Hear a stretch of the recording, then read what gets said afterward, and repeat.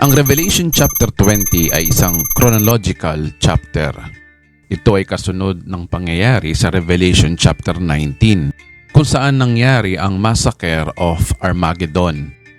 After ng Massacre of Armageddon, merong ilang pangyayari muna bago ang 1,000 taong paghahari ni Kristo.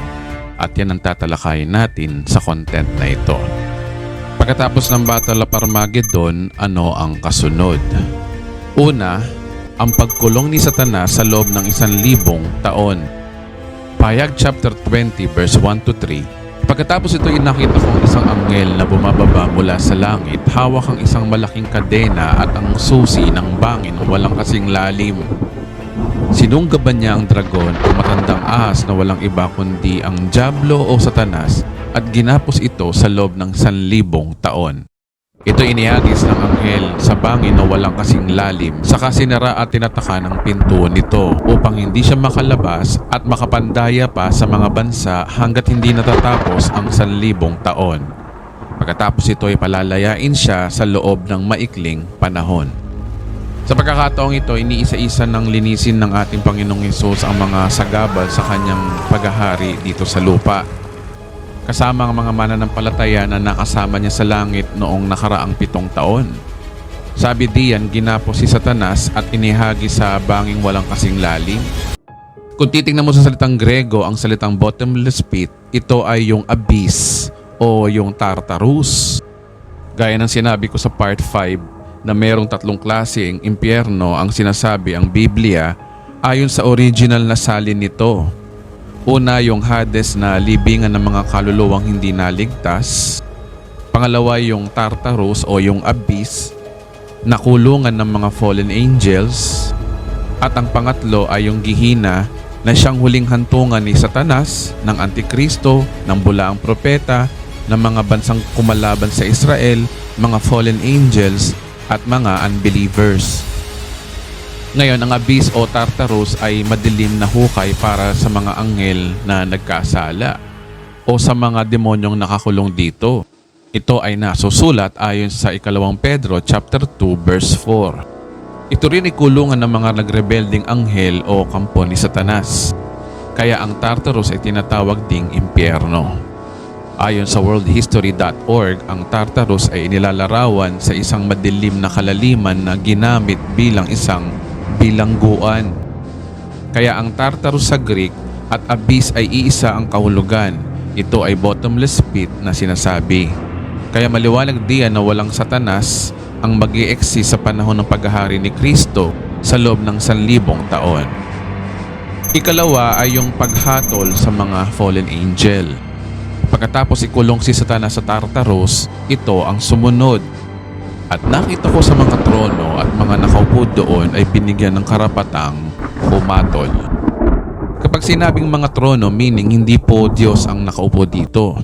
Kaya ko nasabi na hindi Diyos ang nakaupo sa mga trono na ito dahil sila ay binigyan lang ng karapatang humatol. Ngayon, sino ba itong nakaupo sa trono na ito na binigyan lang ng karapatang humatol? Kung babasahin natin ang Efeso chapter 2 verse 6, dahil sa ating pagkikipag-isa kay Kristo Jesus, tayo muling binuhay na kasama niya at pinaupong kasama niya sa kalangitan.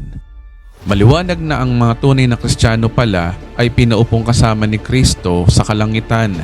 Ang verse na yan ay nagpapakita na kung anong merong authority ang isang tunay na Kristiyano sa mata ng Diyos. Kung sa spiritual realm, tayong mga mananampalataya ay binigyan ng authority, ganun din sa physical realm. Tayo ay binigyan din ng authority sa araw ng paghahari ni Kristo. Kapag sinabi pong pinaupo sa trono means seat of power. At mangyayari ito literally dito sa second coming of Christ. Ngayon ang tanong, kung tayo binigyan ng Diyos ng karapatang humatol sa second coming of Christ, sino ang hahatulan natin? Ang Biblia ay maliwanag dito. Kung babasahin natin ang 1 Corinthians chapter 6 verse 2 to 3, hindi ba ninyo alam na ang mga hinirang ng Diyos ang hahatol sa sanlibutan? Di ba ninyo alam na tayo ang hahatol sa mga anghel? Gaano pa ang mga bagay na may kinalaman sa buhay na ito? Maliwanag diyan na ang na kay Kristo daw, darating ang panahon na tayo ang hahatol sa sanlibutan at sa mga anghel. So dalawa po yan, no? Sa sanlibutan at sa mga anghel. Di ko lang alam kung paano ang setup nito, pero yan po ang sinasabi ng Biblia. Hindi tayo Diyos, pero tayo ay partaker lamang ng authority ng Diyos. Ito ay sa awa at biyaya lang mula sa tinapos na gawa ni Kristo sa atin. Kaya malinaw diyan na tayo ang nakaupo sa mga trono na yan, na siyang nakita ni Apostol Juan. Kaya una, tayo ang hahatol sa mga fallen angels. Marami mga Bible scholars na naniniwala na mayroong dalawang estado ang mga fallen angels. Ang mga nakakulong at mga hindi nakakulong. Ngayon, saan sa Bible na mayroong nakakulong at hindi nakakulong na fallen angels? Ayon sa Lucas chapter 8, nang ang Panginoong Hesus ay naka-encounter na inaalihan ng mga demonyo, ganito ang pangyayari. Lucas chapter 8 verse 30 to 31, tinanong siya ni Jesus, "Anong pangalan mo?" "Pulutong," sagot niya, sapagkat maraming mga demonyong pumasok sa kanya. Nagmakaawa kay Jesus sa mga demonyo na huwag silang itapon sa kalalimang walang hanggan. Ito ay senaryo na nagmamakaawa kay Jesus sa mga demonyo na huwag silang itapon sa kalalimang walang hanggan. Na ibig sabihin ang mga demonyong ito ay nagmamakaawa na huwag silang ikulong sa Tartarus o sa abyss, sa kalalimang walang hanggan. Nagpapakita na sila ay nakatakdang ikulong balang araw sa Tartarus. Proof na sila yung mga group of angels na mga hindi nakakulong. At malinaw ang sinasabi ni Apostol Pablo, Efeso 6:12, sapagkat hindi tayo nakikipaglaban sa mga tao kundi sa mga pinuno, sa mga may kapangyarihan at sa mga tagapamahala ng kadilimang umiiral sa sanlibutang ito, ang mga hukbong espiritual ng kasamaan sa himpapawid. Sa verse na yan, napari-parito lang ang mga masasamang espiritu na ito na gumagala sa himpapawid. Meaning ito ay mga fallen angel na grupo na malayang gumagala sa buong daigdig sa pamumuno mismo ni Satanas. Sila ay may kakayanang mag-possess ng katawan ng tao o katawan ng mga hayop, na balang araw tayo mga believers ang hahatol sa mga fallen angel na ito. Pangalawa naman dito ay mga nakakulong na mga anghel sa bottomless pit. 1 Peter chapter 3 verse 18, sapagkat si Kristo ang walang kasalanan ay namatay, nagdusa ng minsan para sa inyo na mga makasalanan. Sa kalagayang ito, nagpunta siya at nangaral sa mga espiritong nakabilanggo. Sila ang mga espiritong ayaw sumunod ng sila'y matiyagang hinihintay ng Diyos nung panahon ni Noe. Samantalang ginagawa nito ang malaking barko, iilang tao, 8 lamang ang nakaligtas sa baha. Sa passage na yan na ang ating Panginoong Hesus daw ay namatay at nagpunta daw siya sa mga espiritong nakabilanggo. Sila daw yung mga espiritong nalunod noong baha sa panahon ni Noe. At ang espiritu daw na ito ay mga nakabilanggo. Di nga lang ako sigurado kung ito ba ay Tartarus o yung Hades. Kung ito ay espiritu ng mga nalunod sa baha ng panahon ni Noe, sino ang mga taong itong mga nalunod sa panahon ni Noe? At ano ba ang dahilan kung bakit din ginunaw ng Diyos ang mga tao nung panahon ni Noe? Basically, ang tinuturo ng mga nagtuturo ng Biblia ay masama na daw ang tao, kaya ginunaw daw ng Diyos ang mundo at si Noe lang daw ang tinira ng Diyos.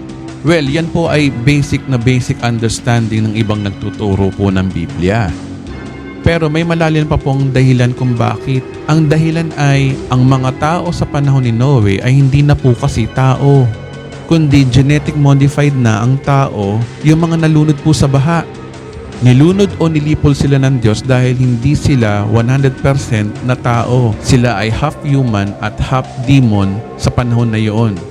Kung babasahin natin mula Genesis chapter 6 verse 1, napakarami na ang tao sa daigdig ng panahon na iyon, nagkaroon sila ng mga anak na babae. So sa verse na yan, ang mga tao daw ay dumami na raw at dumami din daw yung lahi ni Eva o yung lahi ng mga babae. Verse 2, nang makita ng mga anak ng Diyos na ang babaeng anak ng tao ay magaganda, ang mga ito'y pumili sa kanila ng kanya-kanyang asawa. So kung babasahin natin sa English, that the sons of God saw the daughters of men that they were fair, and they took them wives of all which they chose. Nag-asawa daw yung sons of God sa daughters of men. Yung daughters of men, madaling maintindihan yan. Ito po yung mga babaeng tao. Pero ang tanong, sino yung sons of God na binabanggit dito?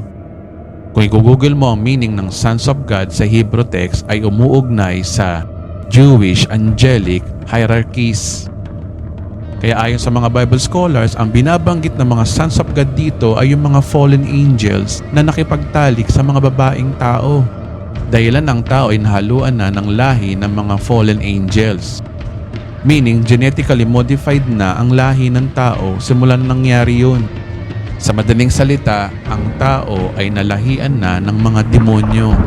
Sabi sa verse 4, sa panahong iyon ang mga higante sa ibabaw ng lupa, sila ang naging bunga ng pakikipagtalik ng anak ng Diyos sa mga anak ng tao. At ang mga higanting iyon ay tinanghal na dakilang bayani at tanyag na tao noong panahon na iyon.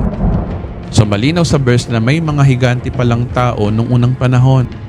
Sila daw yung anak daw ng sons of God or fallen angel at daughters of man na babaeng tao. Kapag sinabing higante, ito ay higit sa 15 talampakan ng taas. Kung babasahin natin sa English, ang giants na binabanggit diyan sa wikang Hebreo ay Nephilim. Ang meaning ng Nephilim ay feller or fallen ones. Meaning ang tao ay naging hybrid na half human, half fallen angel or demons. Na yan ang dahilan kung bakit ginunaw ng Diyos sa pamamagitan ng baha ang mga tao sa mundo. Dahil hindi na sila totoong tao. They are genetic modified cells at hindi na totoong kalarawan ng Diyos. Kaya ang mga espiritong nakakulong sa Tartarus ay mga kaluluwa ng mga taong tinatawag na Nephilim. Sila yung mga namatay na Nephilim at ang kaluluwa nila ay nakakulong sa bilangguang ito. Ngayon, since ang Nephilim ay mga taong lahi ay demonyo, sila ay yung pinuntahan ng ating Panginoong Hesus para iligtas sila. Sa biyaya at awa pa rin ng Diyos, pinadala pa rin ng Diyos si Kristo Jesus sa Hades o Tartarus para sagipin ang mga taong may lahi ng mga fallen angel. Ngunit naniniwala ako na hindi lahat ng kaluluwa ng Nephilim ay naligtas. Hindi lahat ay tumanggap kay Kristo. Kaya may mga naiwan pa rin sa bilangguang ito hanggang sa ngayon. At ang mga natitirang Nephilim na ito ay hahatulan nating mga Kristiyano sa second coming of Christ.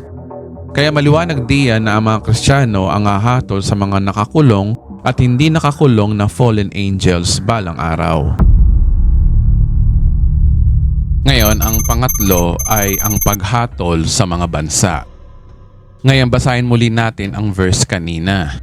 1 Corinthians chapter 6 verse 2 to 3, hindi ba ninyo alam na ang mga hinirang ng Diyos ang hahatol sa sanlibutan? Di ba ninyo alam na tayo ang hahatol sa mga anghel? Gaano pa kaya mga bagay na may kinalaman sa buhay na ito? Nabanggit diyan na tayo din ay hahatol sa sanlibutan. Well, sa paghahari ni Kristo ngayon sa second coming, partaker tayo ng kanyang authority.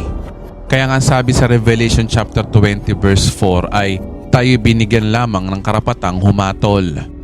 Naniniwala ako na si Kristo din ang hahatol sa mga bansa sa sanlibutan at tayo ang katulong ni Kristo.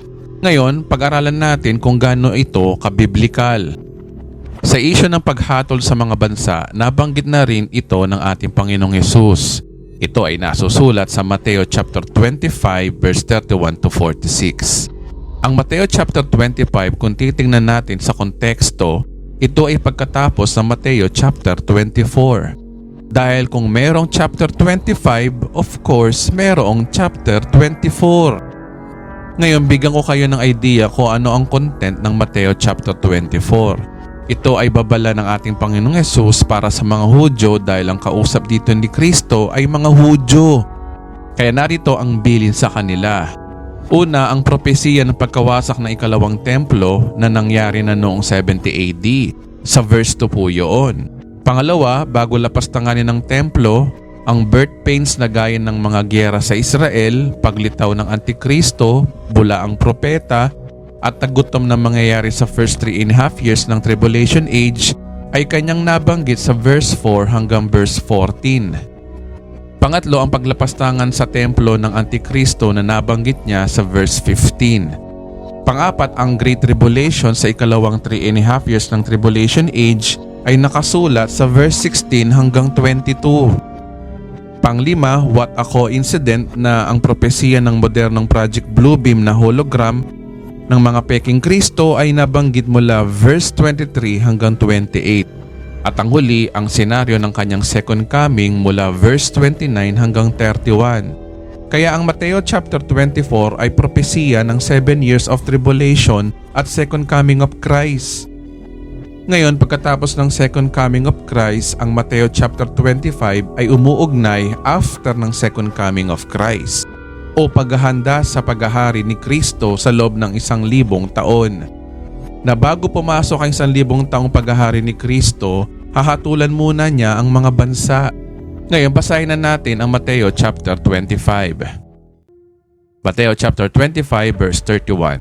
Pagdating ng anak ng tao bilang hari, kasama ang lahat ng anghel, uupo siya sa kanyang trono ng kaluwalhatian.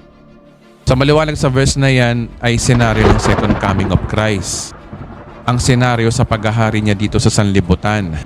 Ang pagluklok sa kanya bilang hari para hatulan ang sanlibutan.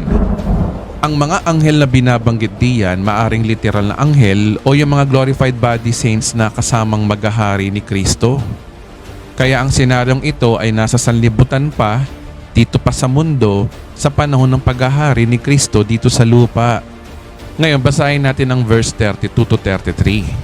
At titipunin sa harapan niya ang lahat ng mga bansa at pagbubukod-burin ang mga tao na gaya na pagbubukod ng pastol sa mga tupa at sa mga kambing. At ilalagay niya ang mga tupa sa kanyang kanan, subalit ang mga kambing naman ay sa kaliwa. Maliwanag diyan na hatulan ni Kristo ang mga bansa at pagbubuko rin daw yung mga bansa na gaya daw ng pagbubukod ng mga tupa sa mga kambing. Kung mapapansin nyo, bubuko rin daw yung mga tupa at mga kambing. Ang tanong, sino ang magbubukod ng mga tupa at kambing para hatulan ni Kristo? Ngayon, malakas ang pakiramdam ko na tayo ang uutusan ni Kristo na bukurin ang mga bansa na ito ayon sa paghatol. Kaya dito papasok ang paghatol naman natin sa mga bansa. Pagpapakita na tayo ay kasama ni Kristo para hatulan ang sanlibutan. Ngayon, kapag nabukod na natin ang mga bansang tupa at mga kambing, si Kristo ang final judge kung ano ang gagawin sa naibukod nating mga bansang ito. Bago ang lahat, merong false view sa parable na ito. Karamihan sa mga nagtuturo sa verse na ito daw ay yung final judgment. At ang senaryo raw ay sa langit bago mag-eternity. Ito ay tradisyon na turo ng ibang Christian religion. Ngayon, isang malaking bigno ito na umuugnay sa final judgment. Hindi sila marunong mag-divide ng scripture at out of context. Remember, ang konteksto ng Mateo chapter 25 ay pagkatapos ng Mateo chapter 24. At ang Mateo chapter 24 ay umuugnay sa 7 years of tribulation gaya ng pinakita ko sa inyo kanina. Kaya ang chapter 25 na ito ay panahon ng simula ng paghahari ni Kristo dito sa lupa. Kaya nasabi kong dito sa lupa ang senaryong ito dahil ang sabi diyan titipunin daw ang lahat ng bansa. Meaning, this is earthly nations. Wala pa tayo sa bagong langit at bagong lupa. Papasok pa lang tayo sa 1,000 taong paghahari ni Kristo. Kaya po merong final judgment. Kung merong final judgment, meaning may mga judgment o paglilitis pang magaganap bago ang final judgment. At ang judgment na ito ay nagsimula sa pagkatapon ng buhay ng Antikristo at bula ang propeta sa impyerno noong Battle of Armageddon. Pangalawa, yung paghatol ng mga Kristiyano sa mga anghel at paghatol ng Diyos sa mga bansang tumulong o umusig sa Israel during tribulation age. Ang pang-apat ay yung paghatol ng Diyos sa Israel. Kaya ang senaryong ito ay paghatol ni Kristo sa mga tumulong sa bansang Israel at umusig sa Israel sa panahon ng Great Tribulation. Kaya ang mga tupa dito ay yung tumulong sa bansang Israel. At ang kambing naman dito ay yung mga bansang kumalaban sa Israel, lalo na yung may mga tatak ng halimaw. Ngayon, paano ko nasabi na Israel ang subject dito? Basahin po natin ang verse na ito. Chapter 25 verse 40. Sasabihin ng hari, tandaan ninyo, nang gawin ninyo ito sa isa sa mga alagad ko, siya man ang pinakahamak, ako ang inyong tinulungan. Sabi diyan, balang araw sasabihin ng hari o ng ating Panginoong Hesus na kung ano man ang ginawa ninyo sa aking mga alagad ay siya ninyong ginawa sa akin. Ang tanong, sino yung alagad diyan? Babasahin natin sa English, King James Version. And the king shall answer and say unto them, Verily I say unto you, inasmuch as you have done it unto one of the least of these my brethren, you have done it unto me. Yung salitang brethren diyan, kung titingnan natin sa original na ginagamit na salita sa wikang Grego ay adelphos, means connected particle from the womb. Or sa Tagalog ay karugtong mula sa sinapupunan ng ina. Meaning biological family ang sinasabi diyan. Kaya ang kapatid na binabanggit ni Jesus dito ay yung kapatid niya sa laman or relatives niya. Ngayon, anong bansa ba ang lahi ni Kristo Jesus? Siyempre, walang iba kundi lahi ng mga Hudyo o ang Israel. Kaya bansang Israel ang subject diyan na kapatid ng ating Panginoong Jesus.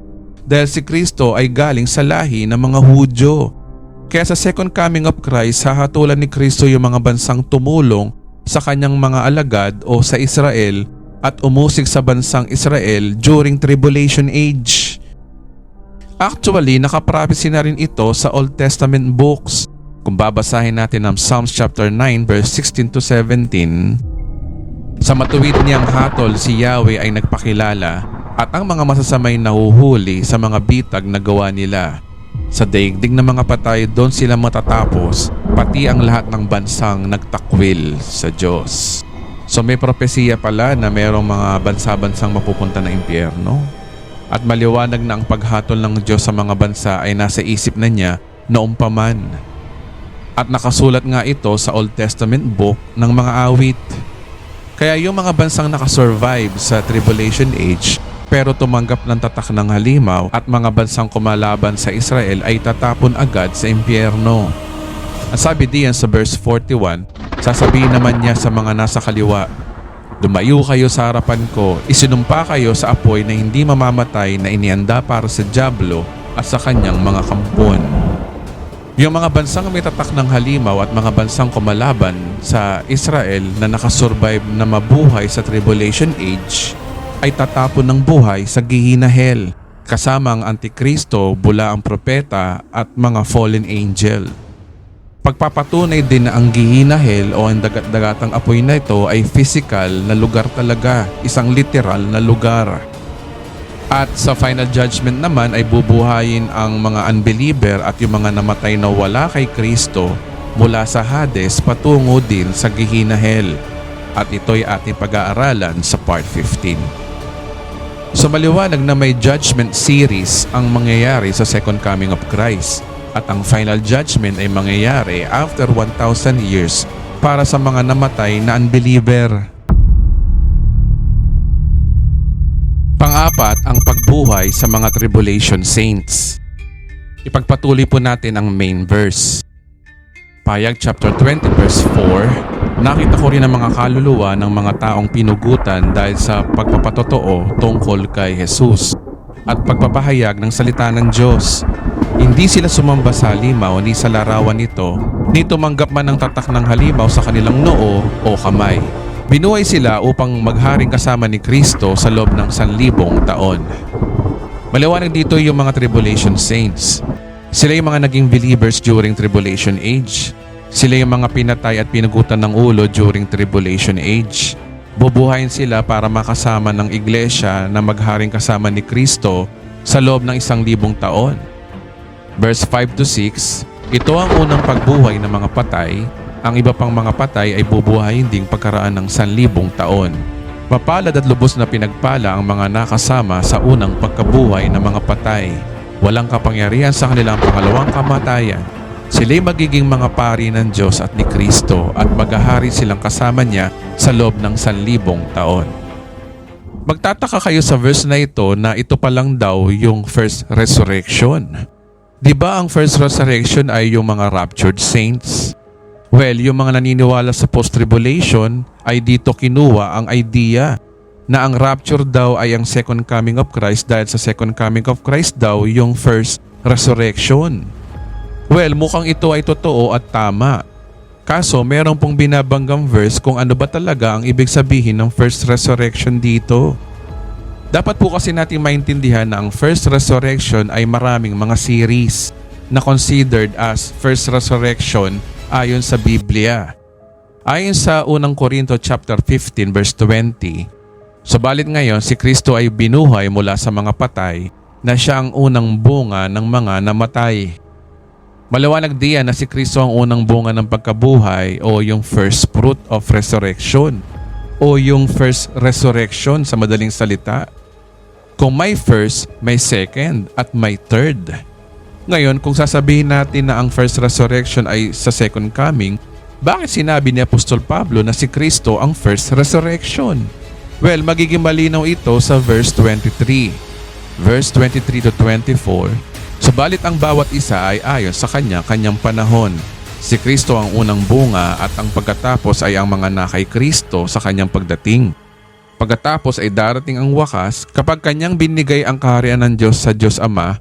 Pagkatapos lipulin niya ang lahat ng paghahari at lahat ng kapahamalaan at kapangyarihan. Malinaw sa verse na yan na may kanyang-kanyang panahon ang first resurrection. Na si Kristo ang una o yung first resurrection at sumunod ay yung mga nakay Kristo at mga Kristiyano sa kanyang second coming. Ayon sa pag-aaral natin na ang nakay Kristo ay yung mga raptured saints at tribulation saints. Ang raptured saints at tribulation saints ay magkaiba ng panahon ng resurrection. Ayon sa pag-aaral natin, ang raptured saints ay mare-resurrect sa araw ng rapture. Kung babasahin natin ang 1 Thessalonians 4:16, sapagkat ang Panginoon mismo ay bababa mula sa langit na may sigaw, may tinig ng arkanghel at may trumpeta ng Diyos, at ang mga namatay kay Kristo ay babangon muna. Maliwanag na yan ay senaryo ng araw ng rapture. At maraming beses na po natin napag-aralan sa part 3, part 12 na ang rapture ay mangyayari bago mag 7 years of tribulation. At ngayon nga sa second coming of Christ ay yung tribulation saints. Sinabi diyan na sila daw yung nagpatotoo tungkol kay Jesus kaya sila pinugutan ng ulo. Sila ay maghaharing kasama ni Kristo sa loob ng 1,000 taon. Kaya ang mga tribulation saints, sila yung bubuhay na muli sa second coming of Christ. Kaya si Kristo, mga raptured saints at tribulation saints ay considered as first resurrection. At mapalad ka kung makasama ka sa raptured saints or tribulation saints, meaning ikaw ay ligtas na physically forever. Ang panglima rito ay yung marriage supper with the Lamb. Well, pagkatapos ng mga paghatol sa mga fallen angels, mga bansa, dito yung celebration ng marriage supper with the Lamb. Ito na yung pinaka-grand celebration ng second coming of Christ. Ayon sa verse na napag-aralan natin sa part 12b, ito ang sabi, "Let us rejoice and be glad and give Him glory, for the wedding of the Lamb has come, and His bride has made herself ready." Sabi diyan, for the wedding of the Lamb has come, meaning na ikasal na ang kordero at handa na ang kanyang bride sa piging na ito. Ayon sa napag-aralan natin sa part 12c, ang kordero ay naikasal na nung unang araw pa lang ng church age. Yung has come diyan ay naka-aorist tense, meaning ito'y nangyari na at patuloy pa rin nangyayari. Si Kristo ay nag-offer ng kasal sa mga Kristiyano sa magitan ng pag-inom ng alak at pagkain ng tinapay na ito bilang tinatawag na bagong tipan. Ito ay nangyari noong 33 AD. Kaya mula 33 AD, the moment na naliligtas ang isang tao dahil kay Kristo, siya ay kinasal na sa ating Panginoong Hesus. Again, yung mga Kristiyanong na-born again simula noong 33 AD hanggang sa ngayon, sila ay kinasal na at kinakasal kay Kristo. Kaya nga naka-aorist tense diyan yung has come, meaning hanggang sa panahon natin ngayon, ang sino mang tumanggap ng biyaya ng kaligtasan sa tinapos na gawa ni Kristo, ikaw ay kinakasal na kay Kristo. At ito'y napag-aralan na natin sa part 12c. Kagaya ng sinabi ko sa part 12c din, na iba ang marriage of the Lamb sa marriage supper of the Lamb. Iba ang kasal ng kordero sa piging ng kordero. Ang kasal ng kordero ay nangyari na at nangyayari pa. Pero ang piging ng kordero na ito ay hindi pa nangyayari. Mangyayari pa lang ito sa second coming of Christ sa iisang selebrasyon lamang. At ito'y nakasulat sa verse 9. "Then the angel said to me, 'Write, Blessed are those who are invited to the wedding supper of the Lamb. And he added, these are the true words of God. Maliwanag diyan yung wedding supper of the Lamb. Ito ay isang piging o handaan na minsan na rin tinuro ni Kristo sa kanyang mga parables. Since we are in glorified body state, pwede rin tayong kumain sa katawan na ito. Maliwanag diyan na marriage supper meaning literal na hapunan ito. Literal na kainan ito at literal na inuman ito. Sabi diyan mapalad daw yung inaanyayahan sa piging ng kasal ng kordero. Actually, ito ay minsan sinabi rin ni Kristo sa kanyang mga alagad way back nung huling hapunan nila. Kung babasahin natin ang Mateo chapter 26 verse 29, sinabi ko sa inyo, hindi na ako iinom nitong alak na mula sa ubas hanggang sa araw na ako'y muling uminom nito na kasalo ninyo sa kaharian ng aking Ama. So binanggit diyan ni Kristo na may salo-salo pang mangyayari sa kaharian ng kanyang Ama. Meaning literal na handaan ito, kainan at literal na inuman. Meaning kahit pag-glorified body na tayo, ang ating bagong katawan ay kumakain pa rin at umiinom.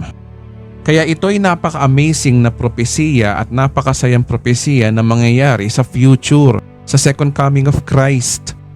Ito po ay wedding celebration ni Kristo at ng kanyang iglesia para sa kanilang bagong tahanan. Which is ito nga yung mundong ito. Kaya maghahari tayong kasama ni Kristo sa loob ng 1,000 taon.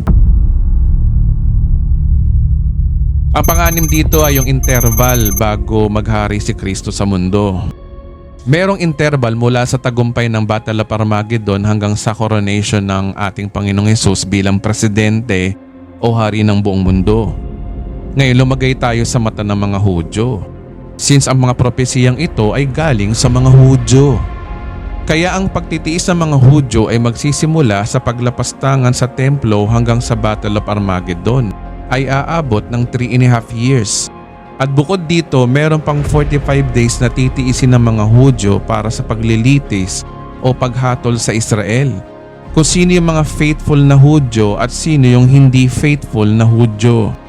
Ayon sa Daniel, nabanggit sa kanya kung ilang araw magtitiis ang mga Hudyo mula sa paglapastangan sa templo hanggang sa pagluklok na Mesayas. Kung babasahin natin ang Daniel chapter 12 verse 11, lilipas ang 1,290 na araw mula sa panahon na papatigilin ng araw-araw na paghahandog at ilalagay ang kasuklam-suklam. Mapalad ang manatiling tapat hanggang matapos ang 1,335 na araw. By its context, ito ay para sa mga Hudyo. Ito ay eksaktong araw ng kanilang pagtitiis at ang konteksto nito ay sa mga huling araw. Ang 1,290 days ay katumbas na 3.5 years at mapalad daw yung makaligtas dito. Kung ima-minus mo ang 1,335 na days sa 1,290 days, ito ay 45 days. Meaning mapalad daw yung mga Hudyong nakaligtas mula sa kalagitnaan ng tribulation age, which is ito nga yung paglapastangan sa templo hanggang sa coronation ng Messiah. So 1,290 na araw plus 45 days is equal to 1,335 days. Dahil 45 days bago ang coronation ni Jesus ay magtototal ng 1,335 days. Dahil lilitisin din ng Diyos ang Israel. Yun ang dahilan kung bakit nagbigay ng parable si Jesus Christ sa Mateo chapter 25. Gaya ng parable of the 10 virgins na binabanggit ni Kristo sa mga Hudyo na nakasulat sa Mateo chapter 25. Yung 5 hangal ay napahamak at yung 5 matatalino ay naligtas.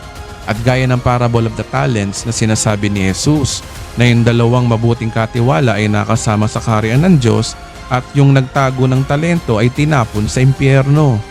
Kaya yung mga parable ni Jesus sa Mateo chapter 25 ay propesiya na para sa mga Hudyo, hindi para sa ating mga Kristiyano. Ngayong kaibigan, ating napag-aralan verse by verse ang pangyayari sa second coming of Christ. Napag-aralan natin na walang kalaban-laban ng Antikristo at lahat ng bansa laban sa nag-iisang Diyos at tao na si Kristo Jesus sa lugar ng Armageddon. Sa magitan lamang ng kanyang isang salita, babahan ng dugo sa Valley of Megiddo, pagpapatunay na si Jesus ang salita ng Diyos. na siyang katapusan ng 7 years of tribulation.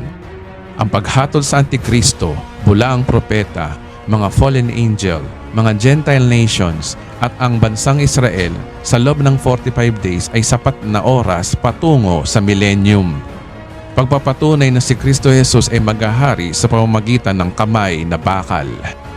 Pagpapakita na lilinisin ni Kristo ang marurumi dito sa mundo bago siya maghari sa loob ng 1,000 taon. Ang 1,000 taong paghahari ni Kristo ay ating pag-aaralan sa part 14.